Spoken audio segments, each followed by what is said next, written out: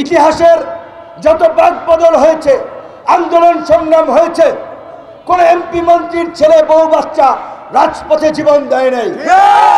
জীবন দিয়েছে এই খেটে খাওয়া মানুষ, সাধারণ ছাত্র জনতা।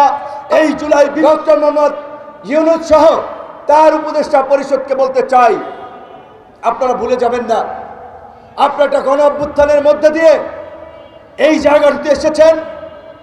অসংখ্য নিরীহ ছাত্র জনতার রক্তের এবং প্রাণের বিনিময়ে এই অন্তর্বর্তীকালীন সরকার গঠিত হয়েছে।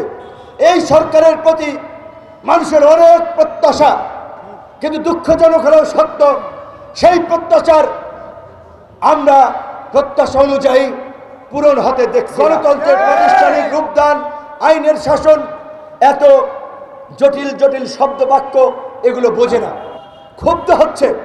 দ্রব্যমূল্যের দাম বাড়ছে, তেলের দাম, চালের দাম, সবজির দাম বাড়ছে।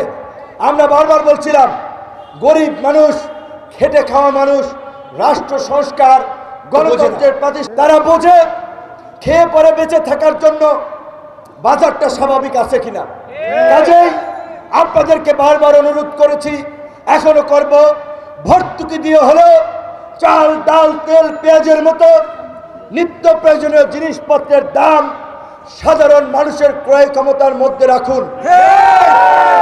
রেশনিং সিস্টেম চালু করুন দরিদ্র মানুষের জন্য। আপনাদেরকে সকলে সাপোর্ট করবে।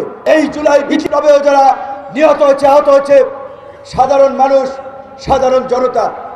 কিন্তু আমরা জানি না এই জুলাই ফাউন্ডেশন কি করছে। এখন পর্যন্ত আহত পরিবারগুলো হাহাকার করছে, সহায়তা পাচ্ছে না, চিকিৎসা করাতে পারছে।